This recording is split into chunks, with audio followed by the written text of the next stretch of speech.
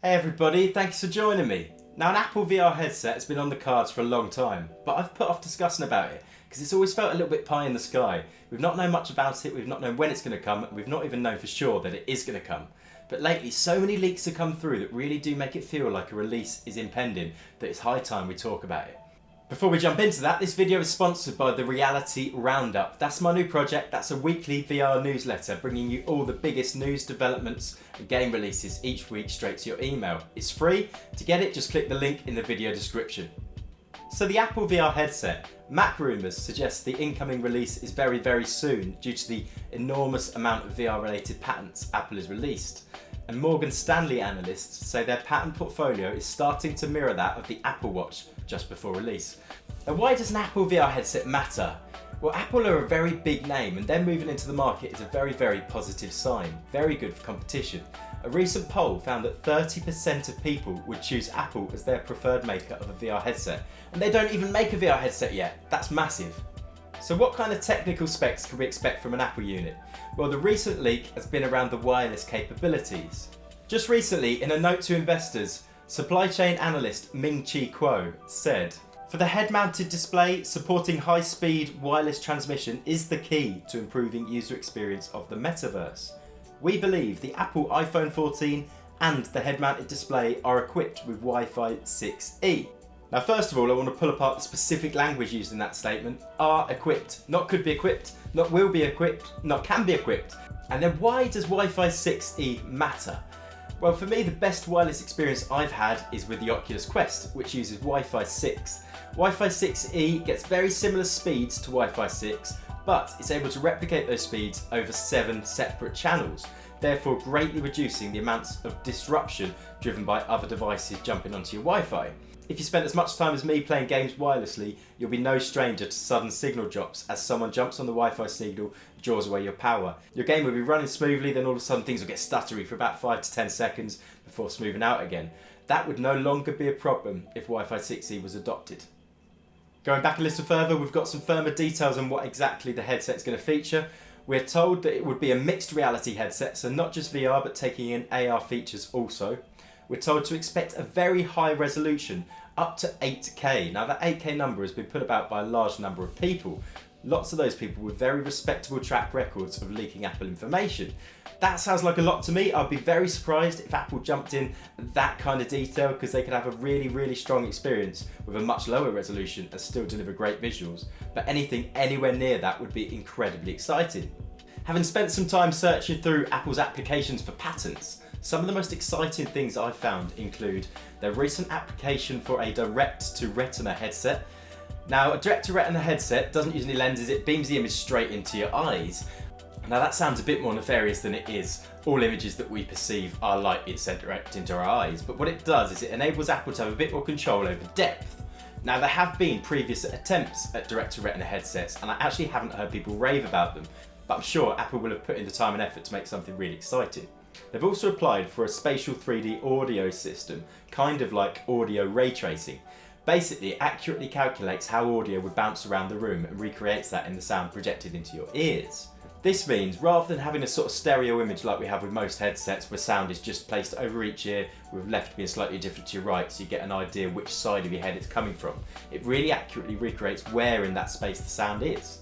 That would be an awesome upgrade for the likes of gaming, particularly competitive online gaming, and it would make interactive content really, really exciting. So what about tracking and how are they going to get the information for the AR features that they've discussed? Well, we're told to expect the headset to feature a very large number of cameras, with many leaks suggesting 12 cameras placed directly on the headset. That's crazy. I'm imagining the headset looking like some sort of fly-like device that you pop on your face. Now that might seem extreme, but the amount of information that's going to come in from those cameras is going to deliver a very smooth experience. I'd expect them to deliver great details of the room around you and also be able to utilise them for many things such as hand tracking and controller tracking. We've seen many Apple patents that relate directly to hand tracking, so that definitely is something they're looking at specifically. We're told to expect it to work hand in hand with an iPhone, offloading key features to the iPhone and even offloading processing power if needed. So if it needs to offload processing power to an iPhone, does that mean we're going to get some sort of weak power headset? well, it's not looking likely. Many reports indicate the headset is going to feature a very high-powered Apple system-on-a-chip design with 2 separate pieces of silicon designed specifically for this headset. And also, it's been widely known that since 2011, Apple have been working on VR gloves. That's right, 2011. So back when Palmer Luckey was in his parents' garage devising the first ideas of the Oculus Rift, they were already working on VR gloves that would work in that world. Now they didn't leave it there, and they've continued to work on this through the years, with new patents relating to that released just this year. An interesting one released this year is the introduction of ultrasonic detection, with sensors on the end of the user's fingers that accurately relay the amount of force they're expressing, so that when you're interacting with objects in the environment, that can be accurately relayed in the virtual world. There's some interesting leaks relating to an advanced SharePlay system. SharePlay currently exists on iPhones and iPads. Basically, it's how you share content across devices. You can even use it in FaceTime now so that you can watch content together and have a sort of social interaction over the top. Now the idea is that this would also be carried over into their VR and AR world so that you can accurately watch those scenes. Very similar to the way you do things in big screen, you can watch content together and have a chat. Now I would give a slight warning that Apple does have a history of releasing a lot more patents than they're actually going to use in their final hardware. I think they try and cover every base in case they might need to use it eventually. I'd also add that if I was in the Apple marketing team and we were coming up on a launch, I would release lots of completely ridiculous patents just to try and draw in hype, because I know so many people spend their time looking over them. So I mean, that sounds great, I'd love to try one, but how much is it going to cost? Well, it doesn't sound like it's going to come cheap. We've been told to expect a high price tag for some time, and many recent reports suggest it will be around the $3,000 mark. That is not to be sniffed at. That's very expensive, and it will quickly place them right near the top of the high-end virtual reality enthusiast section of the market. Are they expecting to sell loads of them? Well, it doesn't look like they are. Many reports suggest they're expecting to sell about 200,000 in the first year, and each Apple store is expected to sell just 1 unit per week. That's really low, so they're clearly not targeting the mainstream Apple audience, just trying to pull in some early adopters. So some key points to consider for me. First of all, Apple and gaming. When I get excited about virtual reality, primarily I'm getting excited about gaming, and Apple doesn't have a fantastic track record when it comes to gaming. If you've ever tried to game on a MacBook, you've not had a great time. And although the iPhone games do sell really well, it's not the same kind of experience that you get from a console or a good PC. On the positives, I'm excited about Apple's work with LiDAR.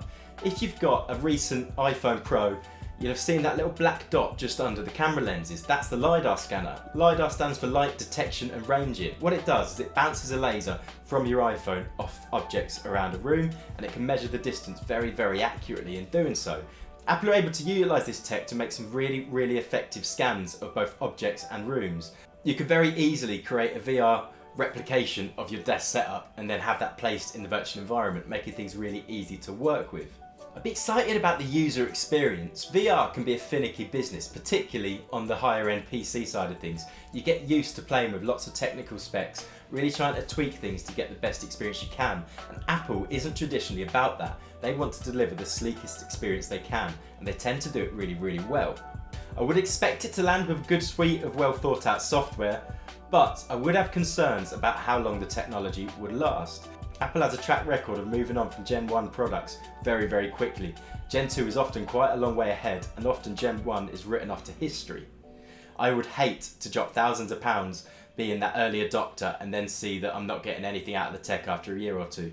But I don't know, they're just my thoughts. I'd love to know your thoughts in the comments below. Is this the kind of thing that you're excited about? Would you be able to find that much money to jump it into an Apple headset? Anyway, that's it from me. Before you go, if you've enjoyed this video, a like would be awesome. And if you want to see more content like this in the future, then a sub to the channel would be fantastic. I'll see you next time. Thank you very much. Goodbye.